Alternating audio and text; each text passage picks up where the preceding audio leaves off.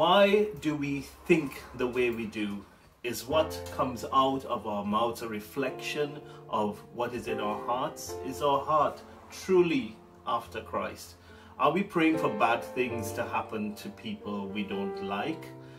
This is Lee Hart, and I'm grateful to Pastors Lloyd and Norma Hart for allowing me this time. Pastor Lloyd and Norma Hart are from the RevivalTime Assembly in San Fernando, Trinidad, West Indies. Thank you for allowing me into your space this morning. I want to take you on a soul-searching journey for 5 days, 5 minutes. Journey with me this week as we look into the life of David in Psalm 139. Are you ready for some soul searching? Come, dig deep with me. I want to challenge you this week to open up and allow God into some deep spaces in your heart, your thoughts, your motives. Invite God into your conversations, and then let's see what happens when we do this. Let's see what happens when we truly cry out, search me, O God. Know my thoughts, I pray, and see if there's anything wicked in me.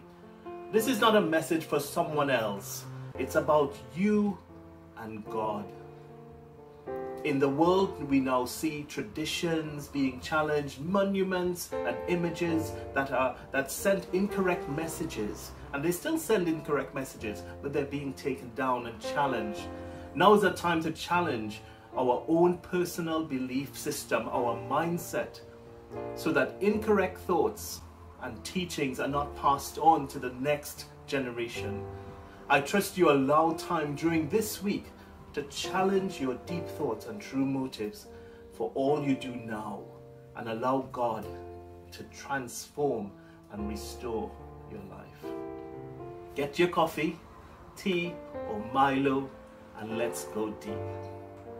Today, let's start from the point of understanding that God loves us, and He wants us to be truly free, free to love, free to forgive, free from past hurts and from past failures, free to not remain as a victim, but live as victors, free to live and love others who may not think the same way we do, free to not be right all the time, free to live a victorious Christian life, knowing that along this journey, God is right at our side, helping us and cheering us on. Psalm 139 is one of the grandest of all Psalms, as in my mind it exhibits the greatness of God's character and the reality of our daily human experiences. So let's read it together. There is no way we can fully explore in detail in 5 minutes and 5 days. So I encourage you to dig deeper and open up yourselves to allowing God into your daily routine. Let's read. Psalm 139. O Lord, you have examined my heart, and you know everything about me. You know when I sit down or stand up. You know my thoughts even when I'm far away. You see me when I travel and when I rest at home. You know everything I do. You know what I'm going to say even before I say it, Lord. You go before me and follow me. You place your hand of blessing on my head. Such knowledge is too wonderful for me, too great for me to understand. I can never escape from your spirit. I can never get away from your presence. If I go up to heaven, you are there. If I go down to the grave, you are there. If I ride the wings of the morning, if I dwell by the farthest oceans, even there your hand will guide me, and your strength will support me. I could ask the darkness to hide me and the light around me to become night, but even in darkness I cannot hide from you. To you the night shines as bright as day. Darkness and light are the same to you. You made all the delicate inner parts of my body and knit me together in my mother's womb. Thank you for making me so wonderfully complex. Your workmanship is marvelous. How well I know it. You watched me as I was being formed in utter seclusion, as I was woven together in the dark of the womb.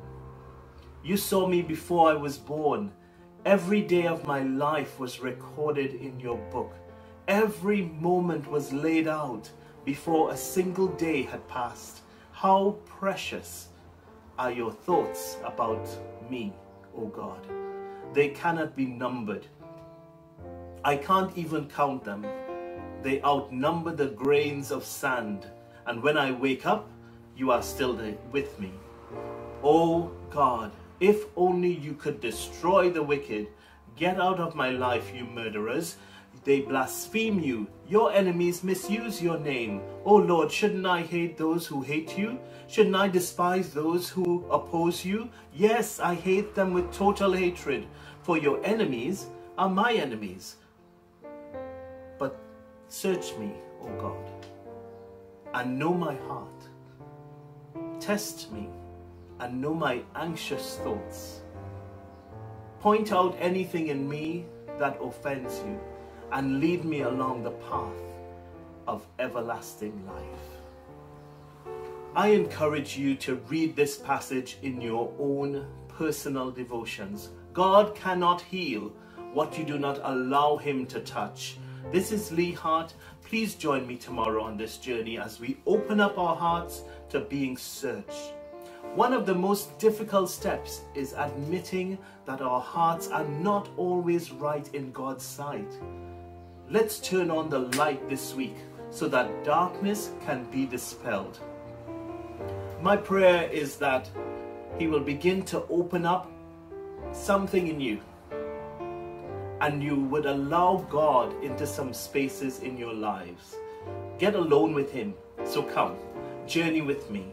Send the link and invite a friend so that they can enjoy this journey also, that they can experience this soul-searching journey. 5 days, 5 minutes.